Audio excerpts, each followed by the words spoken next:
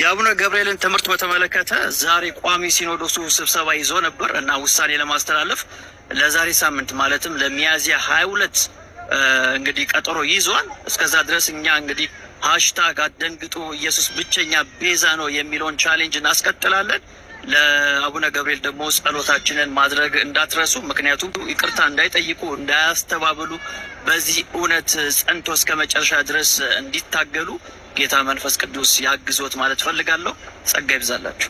ፍጡርና በፍጡራን መካከል ያለውን ቤዛነት ለመለየት በተለይም ጌታችን አምላካችን መድኃኒታችን ኢየሱስ ክርስቶስ ስለ ስርየት ኃጢአት በመስቀል ላይ ተሰቅሎ በከፈለው ቤዛነት ስም ፍጡር ሊጠራ አይችልም በሚል የሰጠው ትምህርት ብዙ ምዕመናንን አደናግሯል። ከአውዱ ውጪ አንዳንድ ሰዎች ቃሉን አጣመው በመተርጎም ጦርነት በመቀስቀስ ህዝቡን በማነሳሳት በተለይም ደግሞ ደጋጎች ምዕመናንን በጣም አሳዝኗል።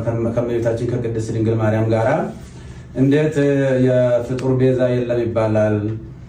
ከገንዘብ ጀምሮ ከቁስ ጀምሮ ብዙ ቤዛዎች አሉ ብለው በመተንተን ነው ብዙ ጊዜ ሲወራ ሲነገር የነበረው።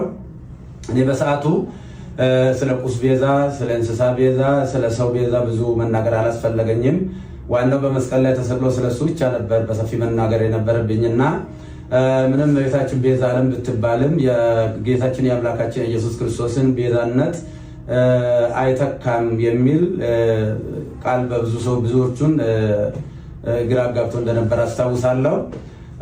እንኳንም ቤታችን ቅድስት ድንግል ማርያም ይቅርና ድንጋይ ቤዛ ተብሏል፣ ወርቅ ቤዛ ተብሏል፣ ገንዘብ ቤዛ ተብሏል፣ ጫማ ቤዛ ተብሏል፣ ቆብ ቤዛ ተብሏል እና ከፈጣሪ በታች ከፍጡራን በላይ የሆነች እግዚአብሔር የመረጣትና ከአንስተ ዓለም ሁሉ አልቆ አክብሮ ይፈጠራል ለእናትነት የመረጣት እመቤታችን ቅድስት ድንግል ማርያምን ከፍጡር ጋር እንኳን ልናወዳድራት አንችልም። አቻ የሌላት ወደር የሌላት እና ከእሷ ጋር በማጣላት በተለይም የተደረገው ቅስቀሳ በፌስቡክ እና በኦንላይን ላይ እንደሚደረገው ቅስቀሳ አይደለም።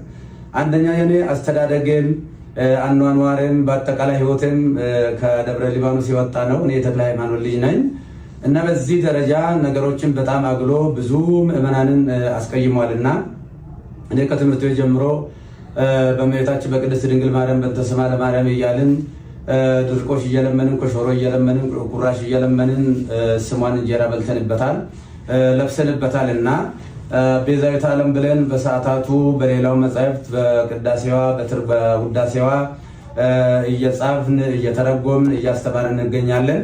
እኔም በግሌ ስለሷ ብዙ ሰብኬያለሁ። ስለሷ ወላዲተ አምላክነት በተለይም ንጻ ጠባይ ያላደፈባት ነውር ነቀፋ የሌለባት ኃጣዊ ያላገኛት እግዚአብሔር በንጽህና በቅድስና ከዓለም አልቆ የፈጠራት ከሁሉም አልቆ የፈጠራት አቻና ወደር የሌለባት እንደሆነች ብዙ ጊዜ በሰፊው ትምህርት ሰጥቼበታለሁ። መጽሐፍም ጽፌያለሁ። ያንን መከታተል ይቻላል።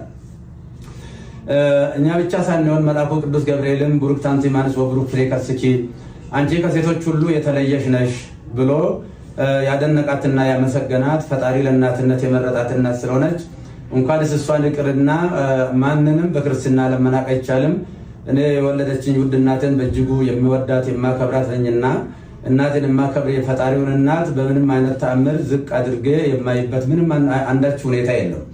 በዕለቱ የተደረገው ጌታችን አምላካችን መድኃኒታችን ኢየሱስ ክርስቶስ በሚጠራበት ቤዛነት የኃጢአት ስርየት ቤዛነት በዚህ ፍጡር ሊጠራ አይገባም አይችልም የሚል ነው በጥቅሉ። አብ ትክክል ነው። ከመልአክ ጀምሮ እስከ ሰው ያለው ሁሉ ወይም ደግሞ ዓለም ከተፈጠረ ዘመን ከተቆጠረ ጀምሮ እስካሁን ድረስ ያለ ወይንም ደግሞ እስከ ለብሰ ምጽአት ድረስ የሚቀጥል ሁሉ ኢየሱስ ክርስቶስ ጌታችን መከራ የተቀበለውን መከራ ቢቀበል ጌታችን አምላካችን መድኃኒታችን ኢየሱስ ክርስቶስ በቀራንዮ የከፈለውን ቤዛነት ማንም ሰው መክፈል አይችልምና እሱ የኃጢአትና የሞት መድኃኒት በማዳኑ ተረፈ ደዌ የሌለበት የዓለም ቤዛነቱ የኃጢአት ስርየት ነው። አሁን እያንዳንዳቸው ለምሳሌ እነ ሙሴ ቤዛ ተብሏል። ነገር ግን የሙሴ ቤዛነት በአረፍተ ዘመን ተገጥቷል፣ በጊዜ ተገጥቷል፣ ዮርዳኖስ ማዶ ተገጥቷል። የሁሉም ፍጡራን ቤዛነታቸው በጊዜ በሁኔታ የሚገታ ነው። ነገር ግን በጊዜና በሁኔታ የማይገታ ለዓለም ሁሉ ቤዛ የሆነ ከሰማይ በታች ከምድር በላይ መዳኛ ማን ነው? ከሱ ውጭ አዳኝ የሌለ የጌታችን የአምላካችን የመድኃኒታችን የኢየሱስ ክርስቶስን ቤዛነትን በደንብ አጉልቶ ለማሳየት እና ለማስተማር ካልሆነ በስተቀር ከእመቤታችን ከቅድስት ድንግል ማርያም ክብር ጋራ ምንም የሚያገናኝ አንዳችም ነገር የለም። እሷም ከፈጣሪ ልጅ ከተቀበለው መከራ ጋር ሊወዳደር አትችልም እና ብዙ ምዕመናን በዚህ ጉዳይ በእጅጉ አዝነዋልና የኢየሱስ ክርስቶስ ቤዛነትና አዳኝነት ለድርድር ለክርክር የማይቀርብ ለምንም ለውይይት የማይቀርብ ዛሬም ትላንትናም ነገም ያው የሆነ እሱ ለዘላለሙ ሲያድን ይኖራል። እንግዲህ ይህ ሲባል ሰዎች ለሚዲያ ፍጆታ አንዳንዶቹ ደግሞ ከሆነ ነገር ጋር የተያዘ በሚመስል መልኩ የተከፈተብኝ ዘመቻ እኔን የማይመለከተኝ መሆኑን ህዝቡ በደንብ እንዲያውቅ ለማለት እፈልጋለሁ። እንደሚታወቀው ይህንን በሰፊው በሚዲያ በማራገብ ምዕመናንን በማሳሳት በማሳዘን በማልቀስ የተለያየ ትርጉም በመስጠት ሲያካሂዱ የነበሩ ወንድሞችና እህቶችን አባት ነኝና አባት እንደመሆኔ መጠን ሳልቀየማቸው ይቅርታ እያደረግኩ እግዚአብሔር ይቅር በላቸው ለማለት እወዳለሁ።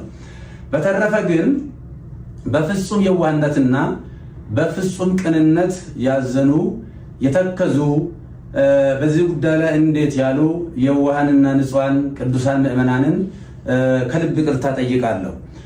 ቤተክርስቲያንም ደግሞ በዚህ ጉዳይ ስሟ በመነሳቷ ታላቋ ቤተክርስቲያን ይቅርታ ልጠይቃት እወዳለሁ።